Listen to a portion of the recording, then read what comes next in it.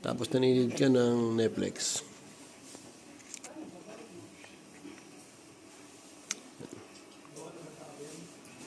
Apex.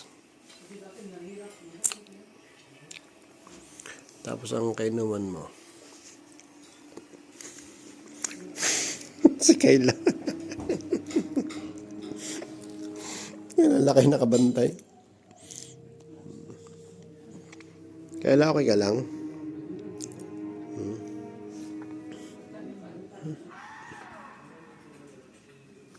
Okay ka lang, Kayla?